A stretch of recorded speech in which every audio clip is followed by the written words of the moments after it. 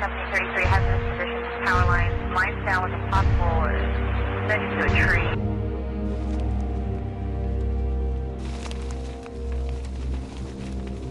We need to know where that fire is. As far as I know, it's north of Concow.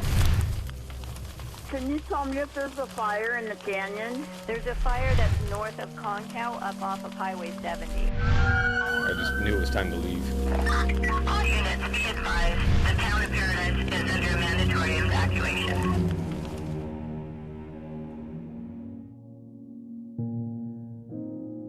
$85 killed.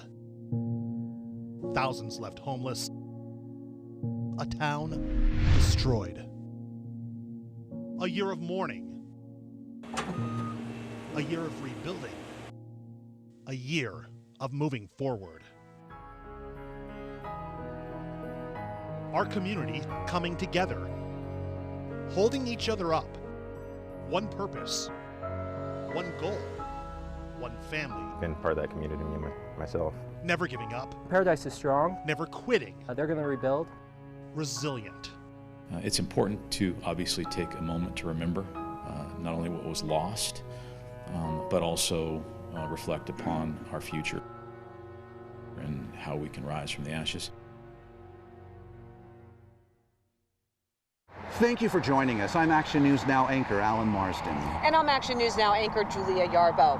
The Campfire destroyed an entire town. Thousands of lives changed forever. But that fire could not destroy the spirit of its people. Well, this special is not about looking back at that day, but looking forward at what's next, from how to protect the ridge, the future of schools, the water, and what needs to change when it comes to evacuation warnings and routes. Recovery managers say it could take years before they can change evacuation routes from the ridge.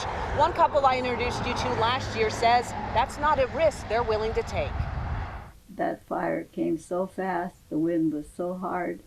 When Nina and Frank Panic escaped the flames of the campfire, one thing was going through their minds. I honestly thought we were going to die right there. Here we were, and just a few feet away, there's fire consuming a fence. A year later, Nina remains bedridden from Parkinson's disease, and Frank is still close by caring for her. I visited the couple in Yuba City, where they live now. Both say they would never be willing to return. There was no way on this earth that I would go back up there after what happened. I'm bedridden, so just thinking about another fire or something happening, an earthquake or something, and here I am bedridden and nobody's around. This summer, Paradise Town leaders asked those who are here what they want. The Paradise Long-Term Recovery Plan is a 145-page document outlining the key findings. Topping the list, more evacuation routes, wider streets, enhanced focus on safety. We're currently looking for funding to fund an analysis of our whole entire road system, including evacuation routes, traffic, and walkable downtown. She admits it will not be easy or fast. The reality is that we need to have a firm study that would definitely develop what the scope of work would be, so that it would be a very consistent, coordinated plan. Town managers and police and fire personnel are regularly meeting with CAL FIRE and other local and regional agencies. They're working to identify best practices, develop strategies for improved alert systems and evacuations. To try to get an alert out maybe earlier so that evacuation is not impacted so quickly. We're dealing with the routes. We're readdressing those and looking at which ones worked, which ones didn't. We're bringing in some fuel crews to clear back brush. However, the advice most given? Understand where they live. That they live in what we have determined is a very high fire severity zone. Have a plan, be prepared. When asked to leave, follow the directions to get out. We learned that it can move very fast. I mean, when they say you have time to evacuate, we thought you may not have the time. The town of Paradise is also working closely with neighboring jurisdictions to improve communications during evacuations, changing traffic flow, coordinating traffic stoplights, and anticipating the impacts on an influx of evacuees on local services. While hundreds slept, the campfire raged, catching an entire town off guard. Many of you reached out to us saying you never got an emergency alert. Action News Now reporter Stephanie Lynn reached out to county and town leaders to ask what's being done now to make sure history does not repeat. After the campfire, phone alerts like these are now more frequent than ever. A new normal for a community that still wonders why they were not warned the day of the campfire. It was so fast and so aggressive. Brandy Harner can't forget November 8th, 2018. I screamed for my son to come outside, and nobody got a phone call, nobody got anything. Despite signing up for emergency alerts on her cell phone and landline, Harner says she got no notice to evacuate. The only message from PG&E sent 2 days prior warning of a possible power outage. If that fire would have started just 2 hours earlier, most people would have died. The way the evacuation notices went out is not acceptable. Mike Zuccolillo is Paradise Town Councilman. He's working to understand why the Code Red system failed that day. One of our fundamental aspects of our evacuation is you don't leave till you're told to. But in this instance, you had people waiting on notices that never came through. The Butte County Sheriff's Office says 15,000 of the 30,000 Code Red alerts were not received. You know, these are great, lots of technology, lots of tools. At the same time, when this goes down, people almost forgot what to do. Town leaders now considering ways to revamp their emergency notification system, which could include a standalone siren. And it could sound like this.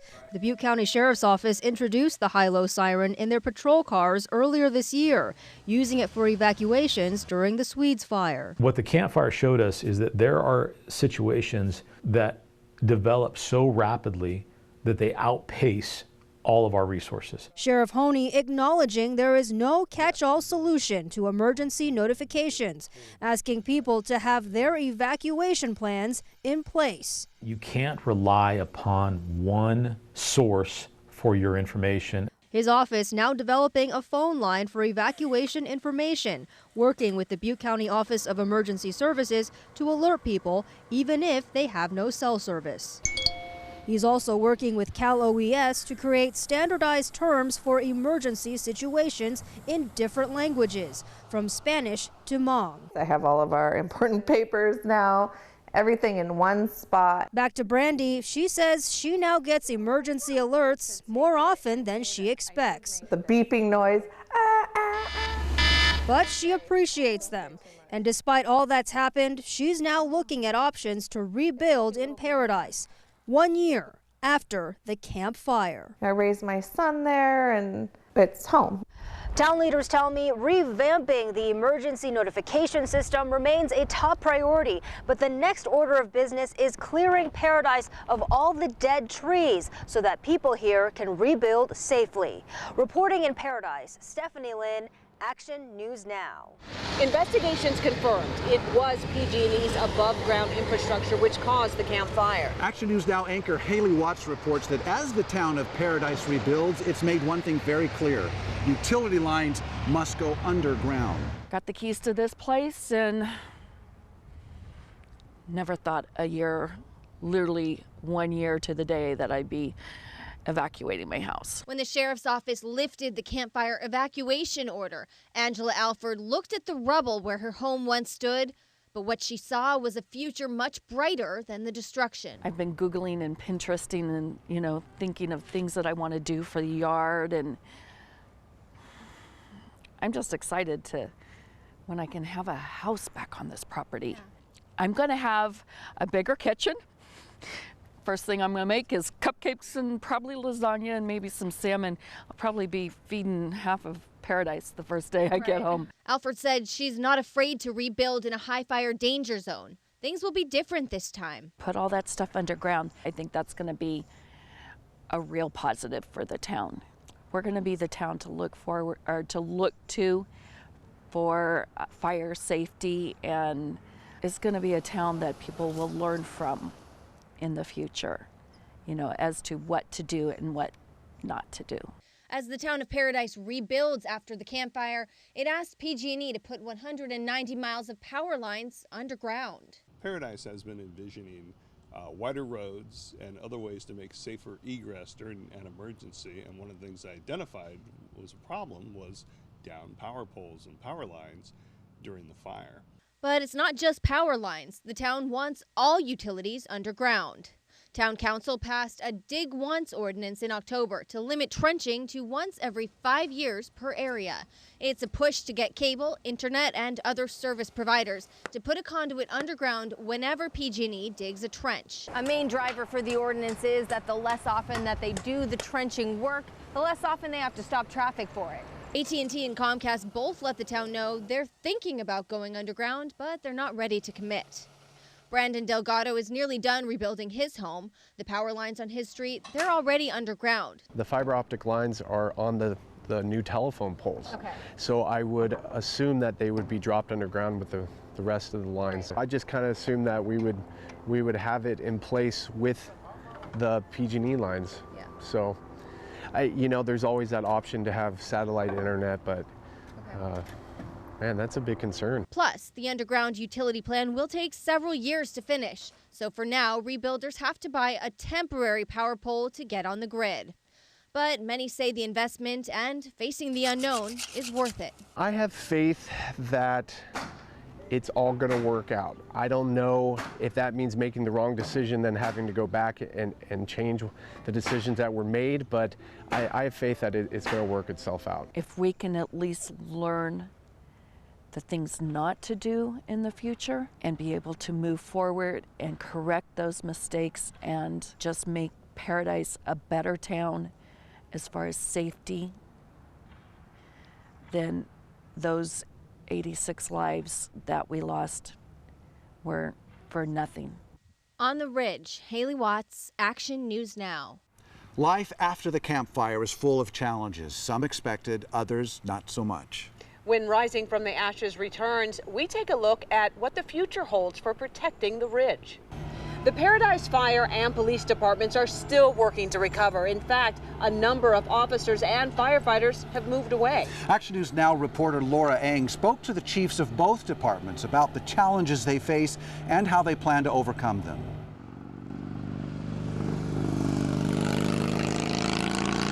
I was born and raised in Paradise, and so it wasn't an option to walk away and give up. 1 year after the campfire, the road to recovery for the Paradise Police Department has been a long one. The year has flown by, but in the same respect, it feels like it's been 5 years.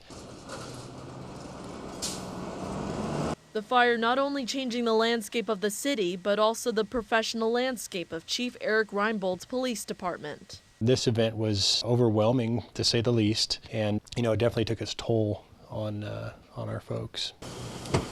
It's a sentiment Chief Reinbold understands all too well. Born and raised in Paradise, he, among thousands of others, lost his home in the fire, his family relocating out of town. It wasn't a choice to move to Chico or to another community. We were forced to make a decision. We spoke with the police chief about some of the challenges that he's faced. We had 21 sworn police officers prior to the fire. Right now we have 11. He says finding housing has been a challenge for many prospective officers. It really came down to people that lived close enough to commute or lived in the area to be able to work here. In the past, we were a very busy department, call to call, and it was hard to adapt, and so they went to other local agencies. He said the fewer calls have led him to reorient what the department can focus on. There is a lot more time to be proactive and to be community oriented and go out and connect with the community members and the businesses. To see why I'm here. With the decrease in population, the Paradise Police Chief says he's not necessarily seeing a decrease in crime. Thefts are among the crimes the police chief has been focusing on since the campfire. These are the crime numbers before the campfire and after the campfire. Before the campfire, total incidents came out to more than 21,000. Thefts came out to 776. For total incidents after the campfire, that came out to a little less than half, 10,494. Thefts came out to 289. It's been an emotional toll. This last year has been a long year watching the debris removal, the recovery process. One thing that firefighters have is they got true ownership in their community, and it's been a pretty emotional ride for many of them.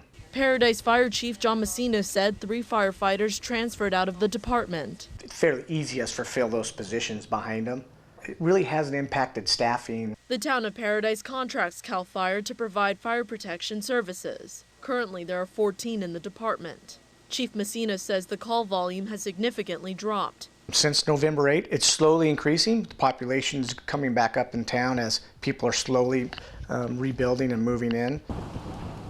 He said it's been a challenge for his firefighters to readjust to the slower change of pace. More of a community event attendance and fire code inspections. Their mission has changed a little bit in the town since the Campfire. 1 year later, it's a whole new town starting over, and it'll get better. We'll be better. Paradise will be a good place to come to. You see all this recovery taking place, new homes being built. You have damaged trees being taken down, infrastructure being improved, and it reinforces why we're here. And the commitment we have to our community to ensure that they stay safe and that we stand shoulder to shoulder with them as they rebuild.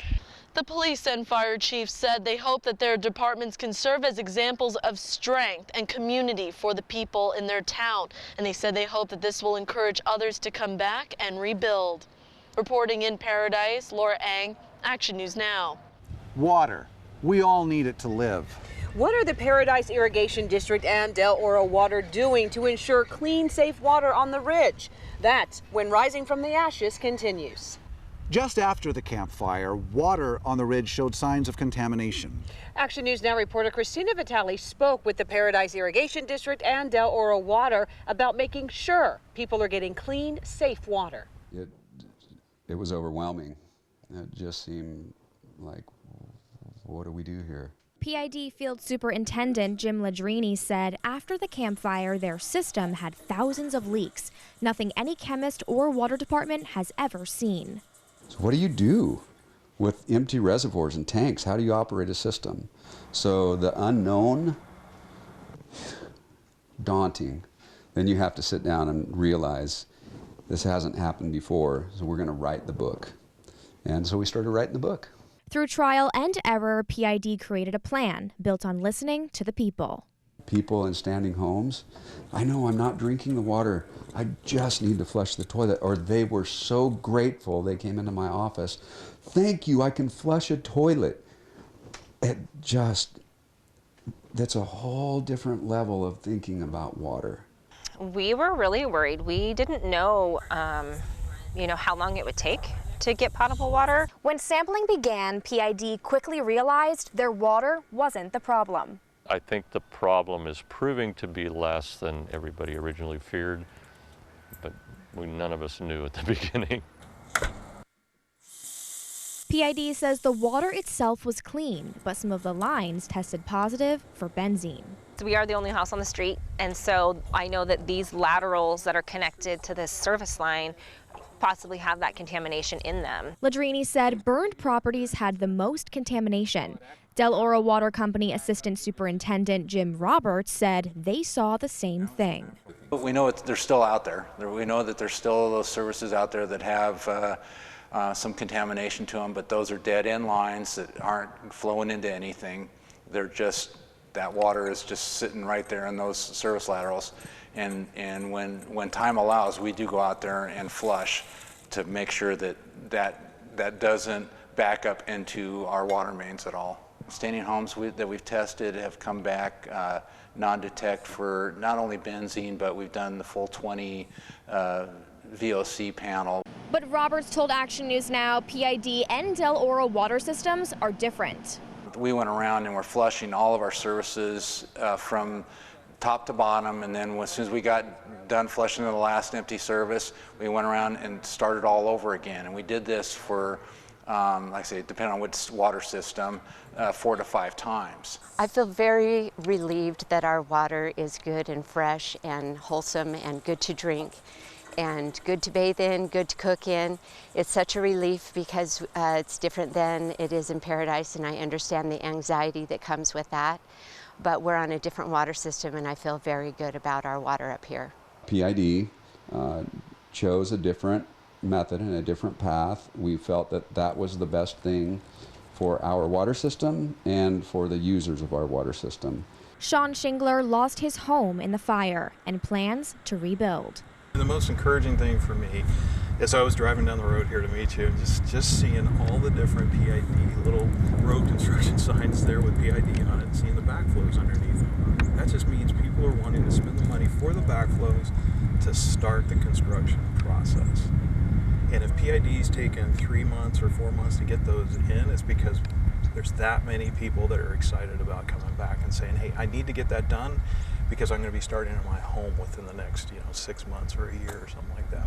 When you see that many of them out there, oh my gosh, that's exciting to see people saying, yep, I want to be back up on the ridge. Everybody's been worried about whether the water's potable. We are getting a lot of questions when people come to the door now and say, do you really have good water?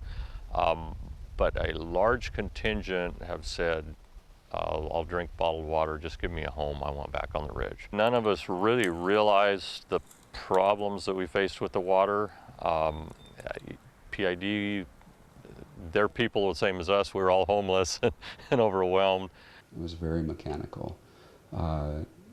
To separate what needed to be done in the moment to what I would ultimately learn and continue to learn today.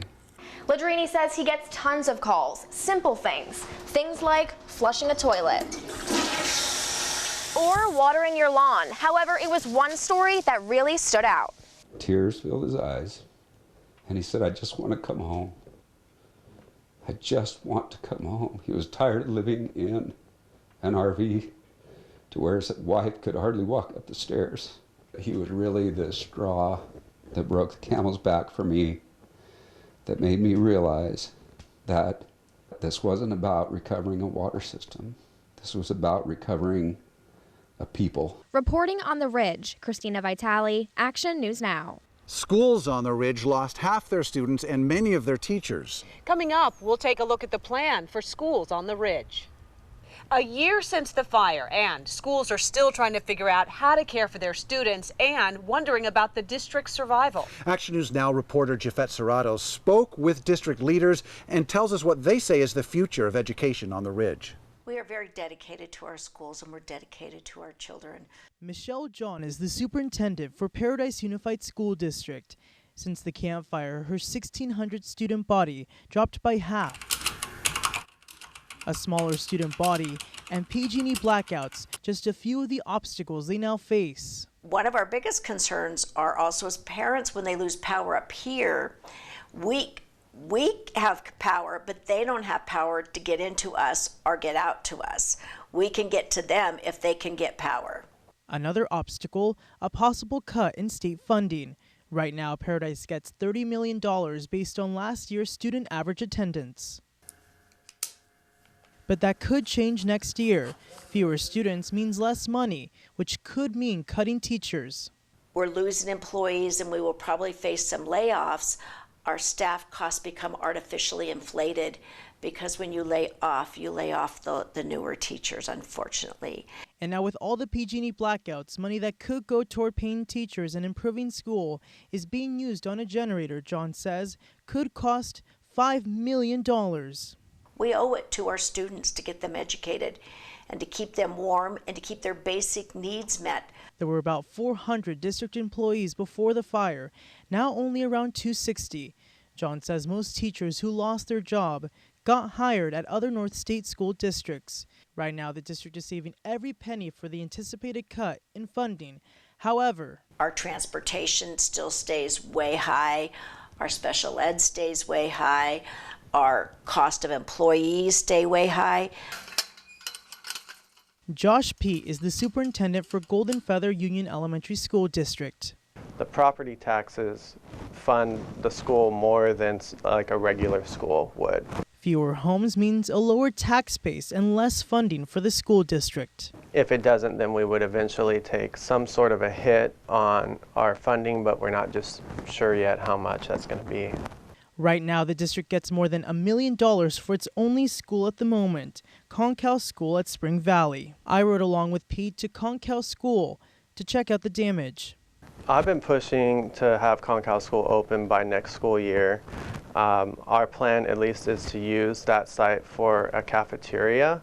Pete says the school looks fine on the surface, but they're waiting for insurance to fix the broken water filtration system. This water system was destroyed in the fire, and that's what's been so difficult to figure out. As Concal School rebuilds, teachers like Jennifer Diaz are making sure her students focus on education. I think that when they get a chance to come to school and when they're not worried about all the things that they're trying to fix back home, they're excited to be here. Jennifer sees more than 50 students in her school every day. And even those times where we have just a few of them, we make sure that they're doing fun stuff, doing hands-on activities, and not just, here's the worksheet, this is what we're doing today. Erica and Cassandra both have kids at Paradise Ridge Elementary. They're faithful the ridge will rise again. It's going to be difficult, but I know that us as parents and staff are really going to rally together and make it possible. The teachers and the staff have done an amazing job. We are not going to let them down. When people say it couldn't happen, it can't happen, why don't you shut down? We say, watch us build. Reporting in Butte County, Jafet Serrato, Action News Now. The symbol of our nation and the inspiration for the town of Paradise. The story behind this flag, when rising from the ashes, returns.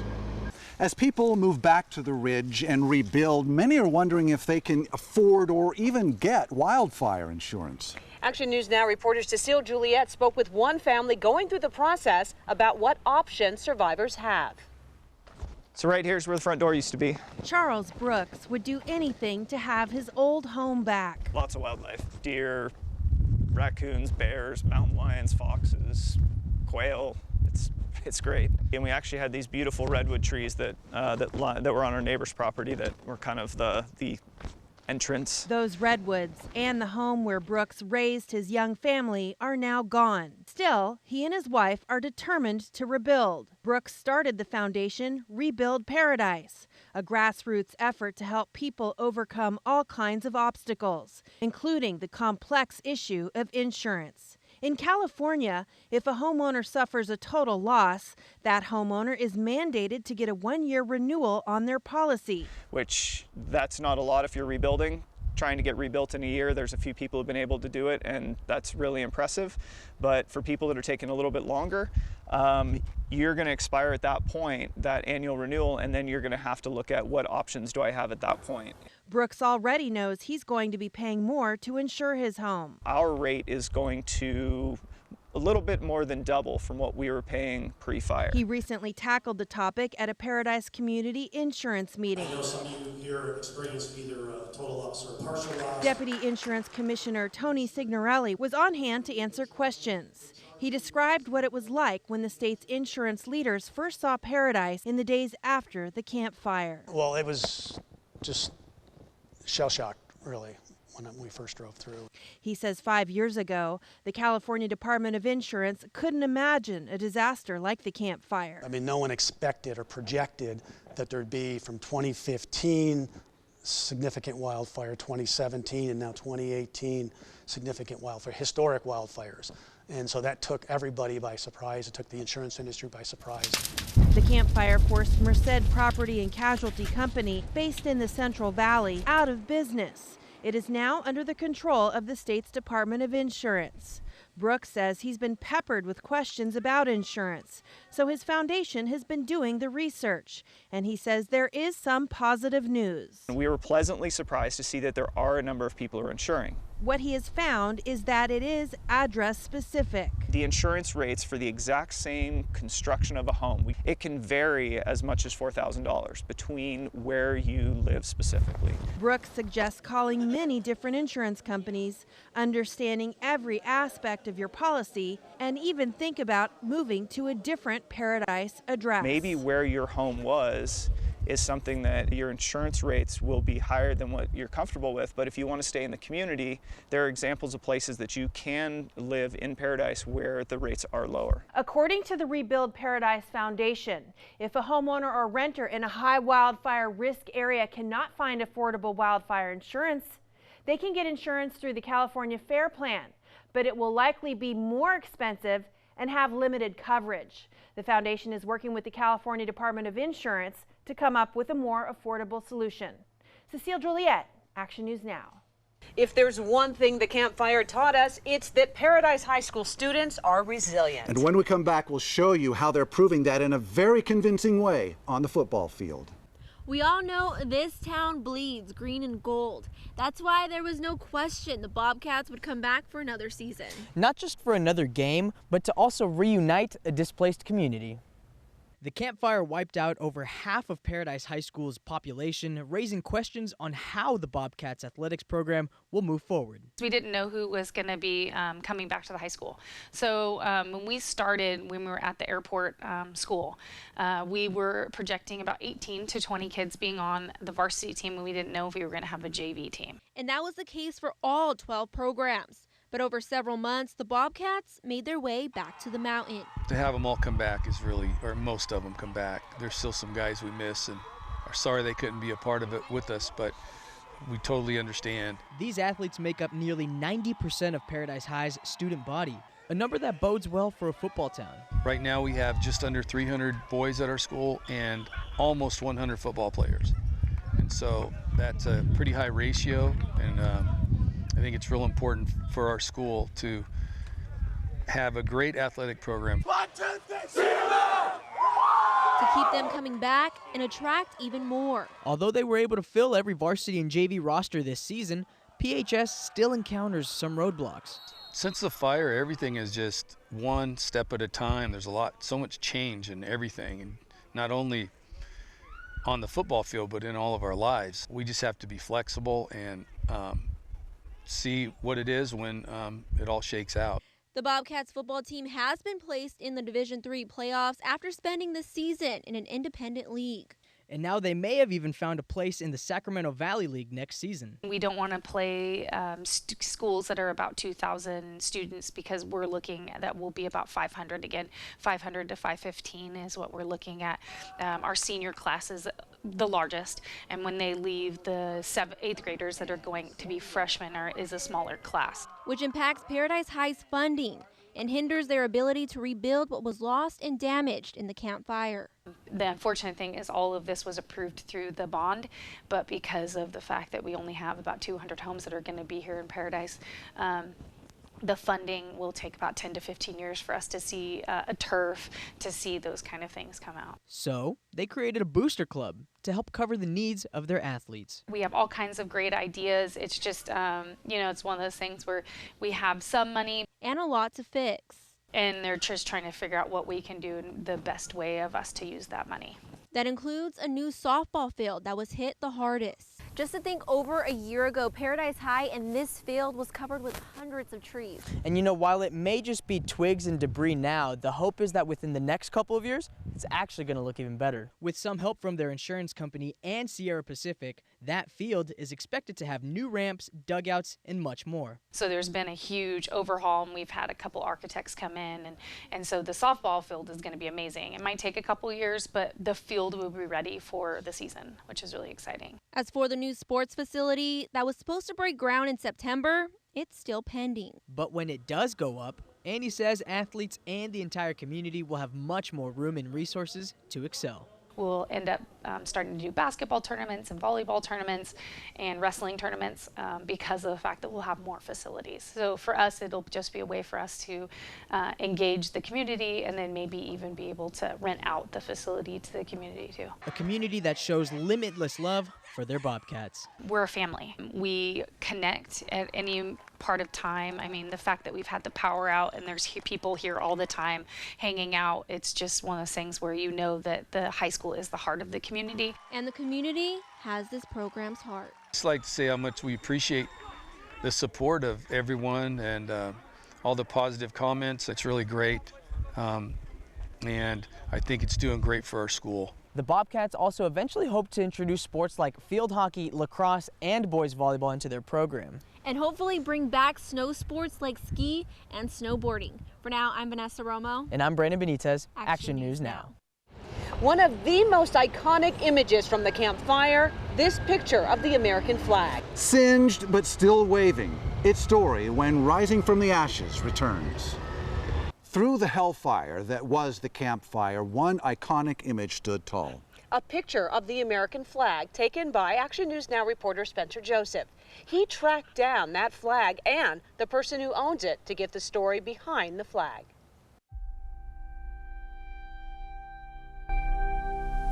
I kind of ducked under one power line, and right as I ducked under, I just looked up, and I happened to see the flag. It was just waving, like somebody had put it up there yesterday. That's just stunning to see the flag still here, still standing, and still waving as the entire town of Paradise is pretty much destroyed around it. Shortly after, I snapped the now viral picture, and quickly hundreds of thousands of people began to like and share it. But I never knew the story behind that flag, or whose home it was a part of. So I decided to find out. I literally have no idea what I'm gonna go up there and find. All I know is where I took the picture. And the only way I knew where the picture was taken was through the GPS on my phone. So armed with that only, I started driving. Then came the moment of truth. What would I find? Well, nothing.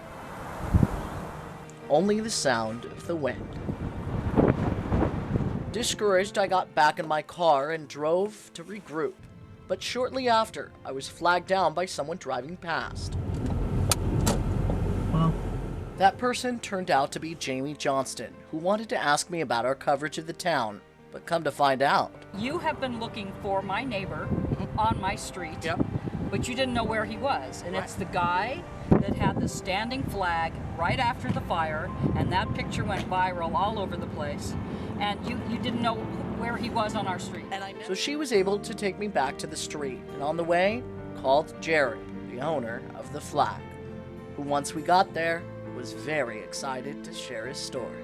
It was on your newscast for a month or more when the lady was reading the news, and my wife said, "It's our flag," and I said, "No, it's not." She said, "Yes, it is," and I looked at it, and Jehovah. This is Jerry and Joyce McLean. They, like thousands of others, were residents of the town of Paradise when the Campfire hit, but it was their flag that became a symbol of the fire. That flag picture made it all the way to Nova Scotia, Canada. I'm a Canadian, and that flag, I sent a picture to my brothers down there, and it made it down there. From there, I don't know where else it made it, but it was around. While the couple's home was destroyed, in just a few days, they'll be the first ones on their street to have a new home. And while the flag was gone from their property, the flagpole is still there. The pole's still here. But of course, they had to keep the flag as well. It's totally distinguishable. Like, it didn't even burn the ends or nothing on it, but it's smoke damaged, and you can tell it's been beat up. Every day we pass American flags, waving as a symbol of the United States. But this flag stands for something more.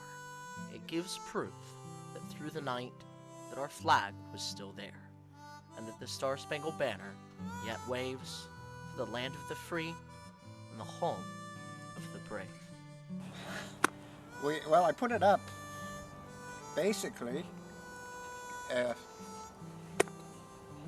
because I think everybody should have one. It's saying that, this is our country, this is our home, why not have it? The Campfire was the deadliest wildfire in California history. When Rising from the Ashes returns, we honor those who lost their lives. While we wanted this special to focus on the future of the Ridge, we cannot forget those who lost their lives in the Campfire. As we say goodbye, we pay tribute to the 85 lives lost and their families.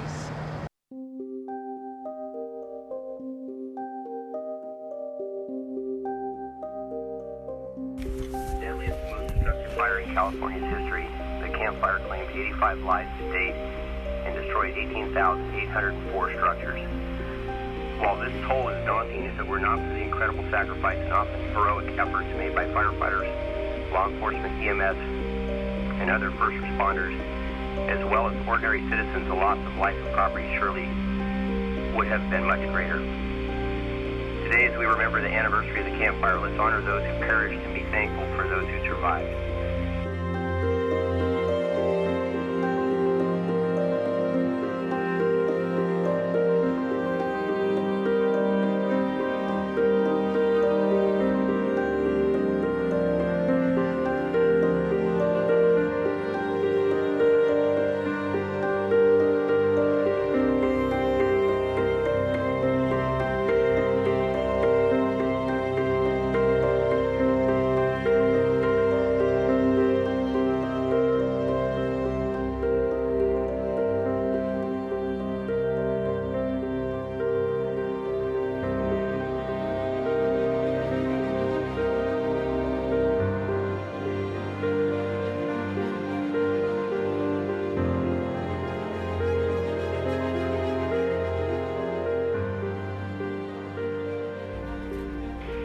Every one of us has been affected directly and indirectly through family, friends, or associates, and professionally in the department. Many of you have suffered direct personal loss. Today, let's reflect as individuals, as a department, and as a community on how the campfire has changed our lives. Know that we have the courage and endurance to move forward.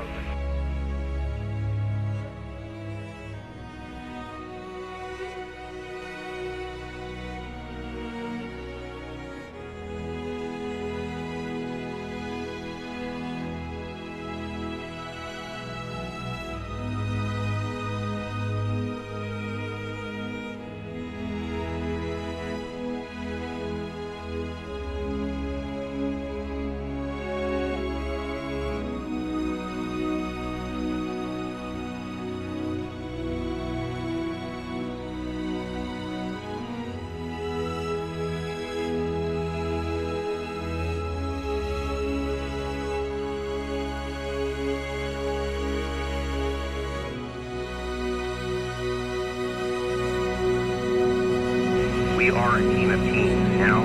More than ever, our communities see us as protectors, as leaders,